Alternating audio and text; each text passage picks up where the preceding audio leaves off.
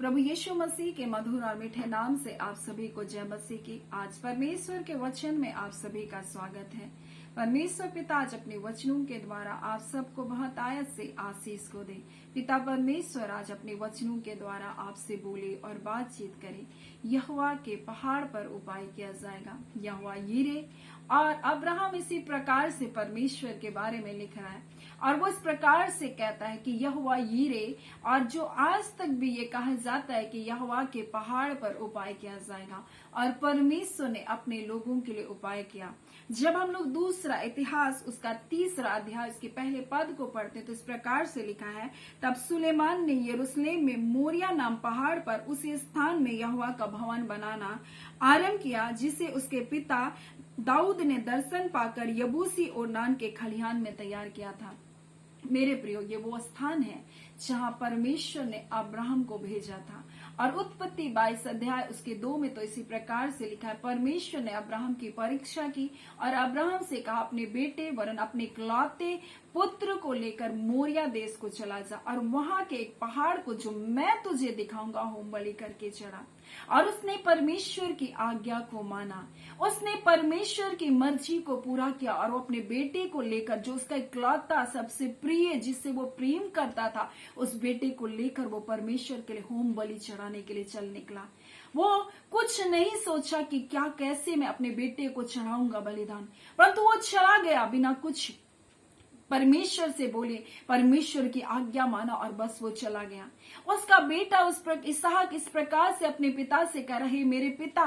उसका पिता बोलता, हाँ मेरे बेटे बोलता है। तो वो कहता है, पिता यहाँ पर तो आग है, पिता यहाँ लकड़ी भी है, परंतु होम बलि के लिए भेड़े कहाँ हैं? वो कहता है, परमेश्वर मेढ़ का उपाय आप करेगा। वो परमेश्वर उपाय करने वाला परमेश्वर है।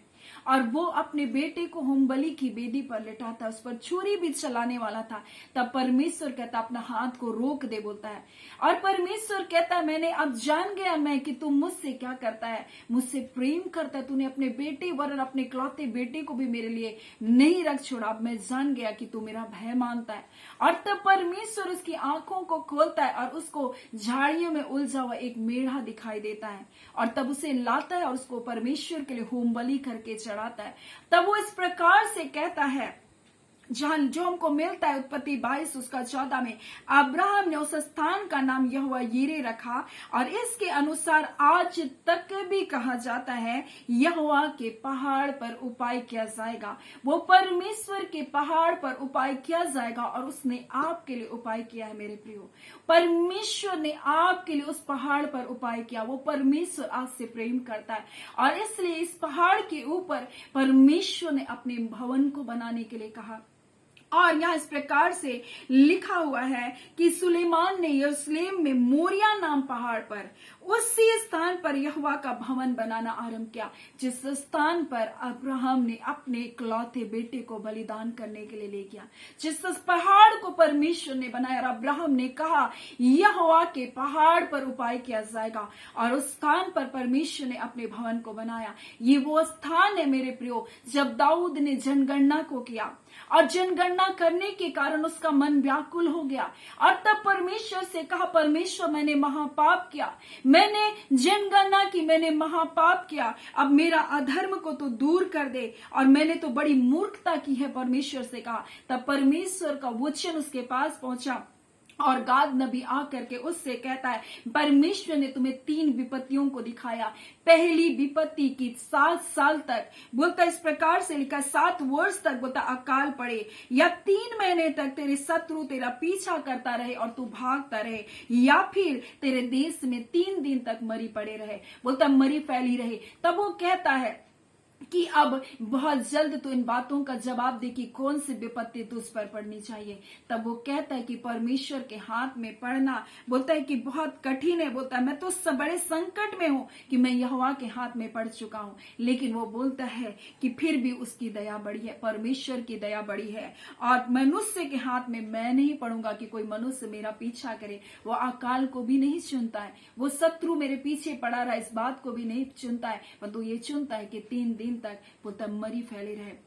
और इस प्रकार से लिखा हुआ है कि दान से लेकर बेरसबा तक बोलता है रहने वाली प्रजा में बोलता है मरी फैल गई, बोलता है मरी फैलती गई और 70,000 बोलता है पुरुष क्या हो गए, मर गए। और तब वह दूत यरूशलेम में नाश करने के लिए अपना हाथ बढ़ाया और तब यह विपत्ति डालकर शोकित हुआ और प्रजा का नाश करने वाले दूत से कहा बस कर, बोलता है अपना हाथ खींच ले। परमेश्वर दुख देकर पछताने वाला परमेश्वर है।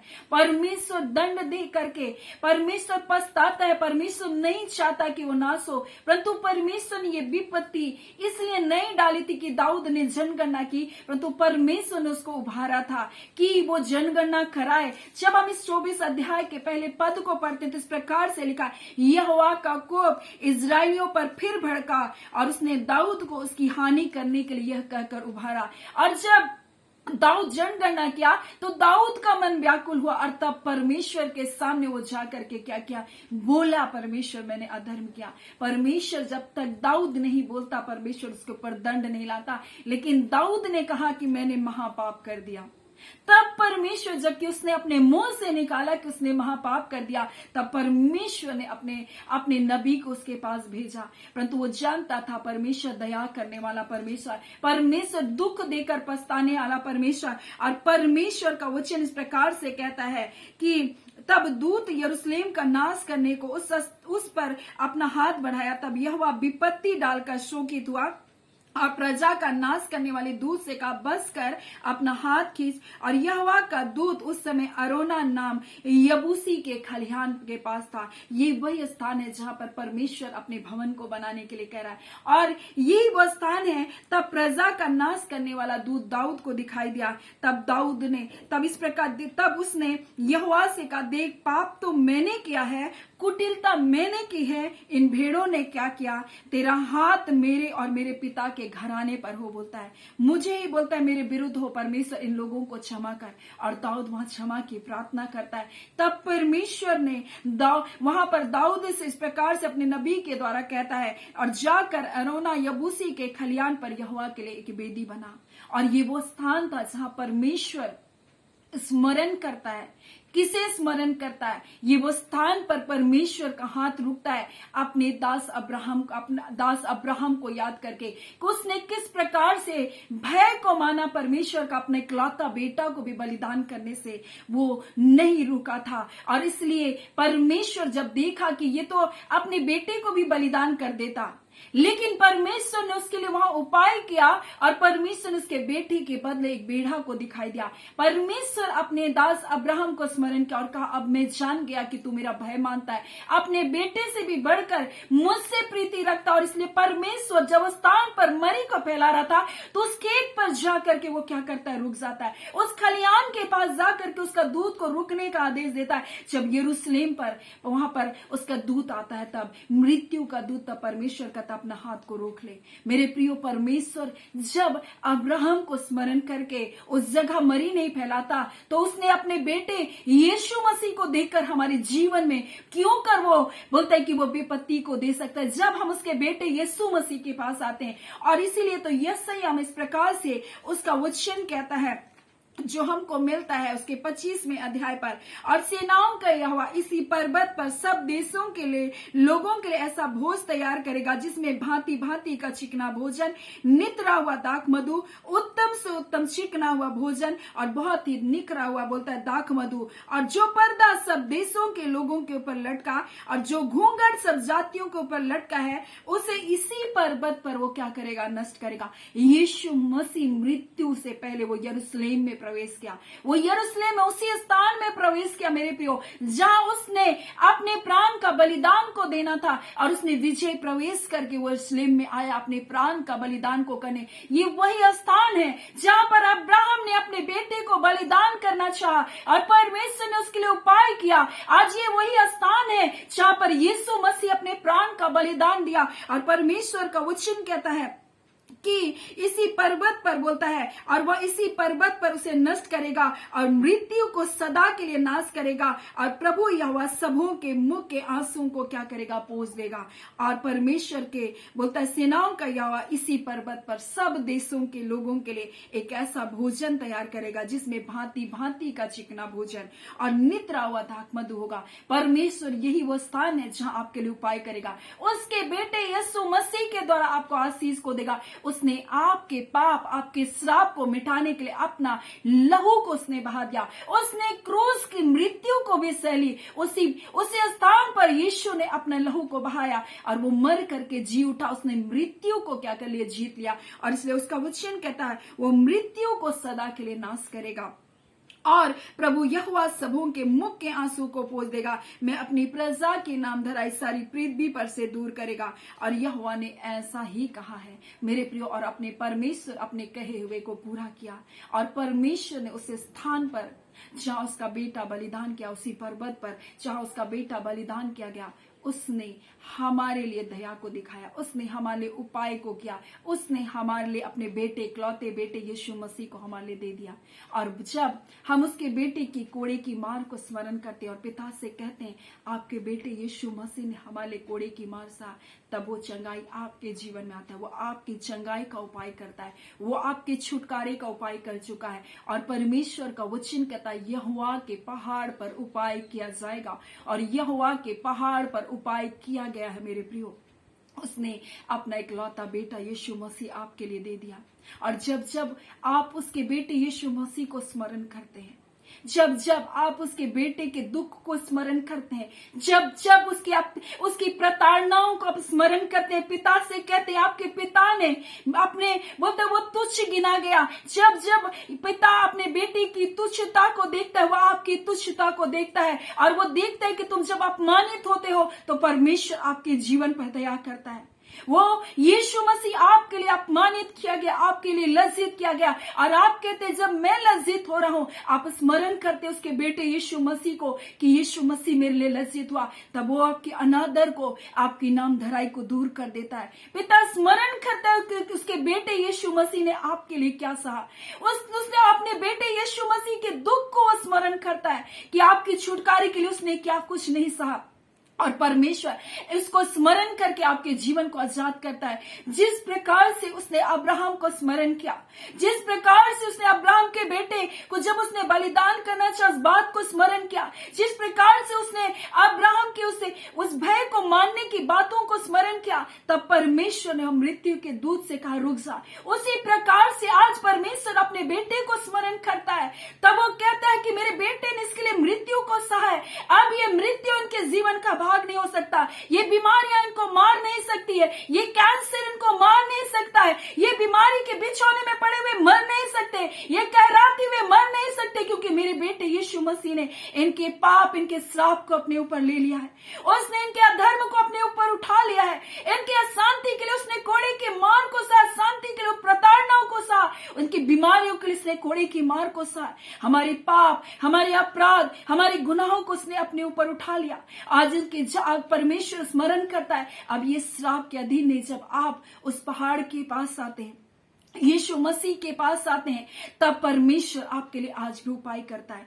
आज भी वो आपके लिए छुटकारे को करता है। इसलिए परमेश्वर का वचन भजन संहिता 121 में इस प्रकार से लिखा है, मैं अपनी आंखें पर्वतों की ओर लगाऊंगा, मुझे सहायता कहां से मिलेगी। परमेश्वर का वचन कहता मुझे सहायता यहोवा की ओर से मिलती है जो आकाश और पृथ्वी का करता है। वो तेरे पांव को कभी टलने नहीं देगा, तेरा रक्षक ना कभी ऊंघेगा ना सोएगा। वो परमेश्वर आपके लिए उपाय करने वाला परमेश्वर है। वो परमेश्वर ने आपके लिए उपाय किया है। उसने अपना इकलौता बेटा यीशु मसीह आपके लिए दे दिया। और जब आप उसके बेटे यीशु मसीह के पास आते हैं, वो जो जीवित सनातन की चट्टान उसके पास आते हैं, वो आपके जीवन में उपाय करता है। वो यहोवा यीरे है, वो परमेश्वर आपके लिए उपाय करता है। जब आपको कुछ नहीं दिख रहा है, वो आपके लिए उपाय करेगा, क्योंकि उसने अपना इकलौता बेटा यीशु मसीह आपके लिए दे दिया, जिसने आपके लिए संसार में आकर हर दुख, हर पीड़ा, हर वेदना को अपने ऊपर उठा लिया, हर लज्जा, हर ठट्ठा, हर अपमान को उसने अपने ऊपर उठा लिया। अकेलेपन और दुर्दशाओं में पड़ा रहा। उसका वचन इस प्रकार से कहता है, मैंने दाईं ओर देखा, मैंने बाईं ओर देखा और मुझे कोई सहायता नहीं मिली। वो यीशु मसीह क्रूस पर अकेला टंगा रहा ताकि आपके जीवन के लिए उपाय करे। वो आपके जीवन के लिए उन प्रताड़नाओं को अपने ऊपर उठा लिया। हर वो चीज, हर वो परिस्थिति, हर वो लज्जा, हर वो ठट्टा, हर वो अकेलेपन से वो होकर गुजरा ताकि आपके जीवन के लिए उपाय करे। और यहोवा के उसी पर्वत पर आज आपके लिए उपाय कर दिया गया। परमेश्वर का वचन कहता है इस प्रकार से कि वो मृत्यु को सदा के लिए नाश करेगा और उसने मृत्यु को हर लिया। परमेश्वर का वचन कहता है, और यह प्रभु यहोवा सबों के आंखों के आंसुओं को पोंछ डालेगा और अपनी प्रजा के नाम धराई को दूर करेगा। वो परमेश्वर आपकी नाम धराई को दूर करेगा। वो आपके लिए अनादर से होकर गुजरा, वो आपकी नाम धराई को दूर करेगा। परमेश्वर आपके लिए अपने बेटे यीशु मसीह को दे दिया और उसने कहा, जो कोई उस पर विश्वास करेगा वो नाश नहीं होगा। वो नष्ट होने के लिए नहीं बुलाया गया, वो हारने के लिए नहीं बुलाया गया, वो प्रताड़ित होने के लिए नहीं बनाया गया, वो अपमानित होने के लिए नहीं बनाया गया, वो नाम धराई के लिए नहीं बनाया गया। मेरे प्रियो, आज नाम धराई आपका भाग नहीं हो सकता, बीमारी आपके जीवन का भाग नहीं हो सकता है, आपके जीवन में प्रताड़ना आपके जीवन का भाग नहीं हो सकता, क्योंकि यीशु मसीह ने सब कुछ आपके लिए सह लिया। वो यहोवा यीरे आपके लिए उस पहाड़ पर आपके लिए उपाय किया। और परमेश्वर का वचन इस प्रकार से कहता है, यीशु मसीह यरूशलेम में विजय प्रवेश किया अपने प्राण को बलिदान को करने के लिए, और उसने उस स्थान पर अपने जीवन का बलिदान किया। वो मर करके जी उठा ताकि आपको बहुत आयत का जीवन को दे।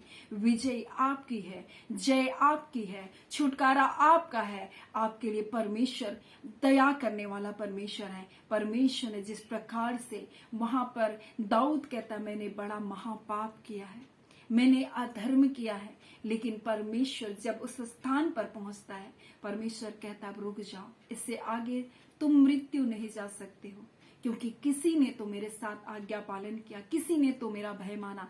यीशु मसीह वो ही है जिसने दुख उठा उठा कर आपके लिए आज्ञा पालन किया, जिसने परमेश्वर का भय, उसको परमेश्वर का वचन कहता है सुगंध के रूप में उसको परमेश्वर का भय मानना उसको लगता था। वो परमेश्वर को भय को मानने वाला था। वो यीशु मसीह आपके लिए स्वर्ग के सिंहासन को छोड़कर आया। वो परमेश्वर के स्वरूप में होते हुए भी अपने आप को शून्य कर लिया।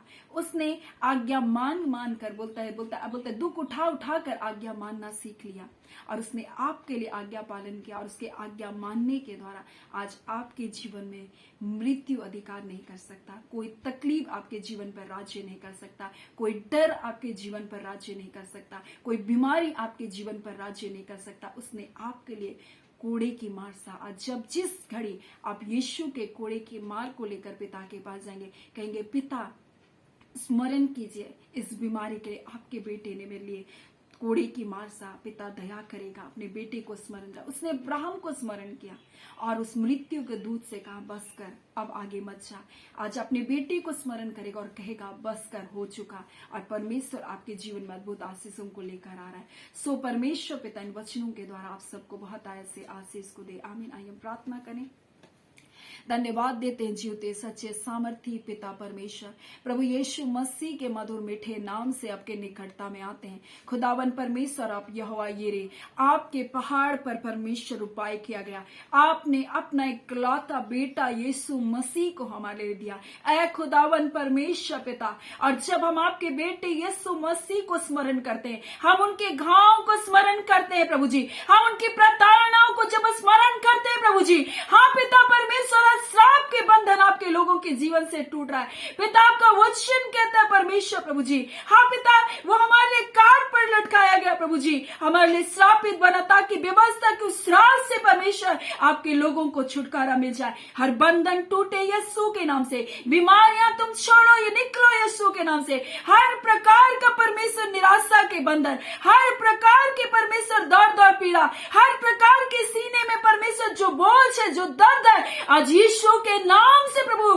खत्म होने पाए। हर बंधन टूटे अंधकार के यीशु के नाम से। हर डर और भय की आत्मा तुम छोड़ो, निकलो यीशु के नाम से इनके जीवन पर, इनके शरीरों पर, इनकी आत्माओं पर, इनके विचारों से हम तेरे सारे बॉन्डेज को तोड़ते यीशु के नाम से। इनके जीवन पर हम जय छुटकारे की घोषणा करते हैं।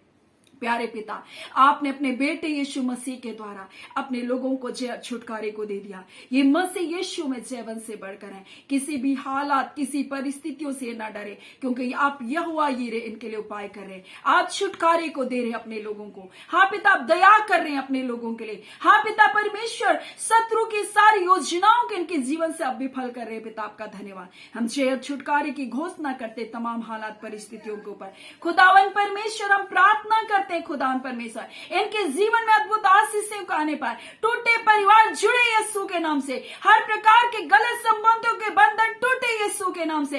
इसी घड़ी पति पत्नी और बच्चों में मेल मिलाप होने पाए। खुदावन परमेश्वर, परिवार आपका है, आपकी योजना परिवार है, इसलिए परिवार में आपका मेल मिलाप का आत्मा कार्य करे। आपका धन्यवाद पिता। लोगों को जय छुटकारे दिया, अपने लोगों को चंगाई को दिया। आपका धन्यवाद। अद्भुत उपाय को करने के लिए पिता आपका धन्यवाद। प्रार्थना यीशु के नाम से मांगते, दया सुने, अनुग्रह से ग्रहण कर लीजिएगा। आमीन। परमेश्वर पिता आप सबको बहुत आय से आशीष को दे। आमीन।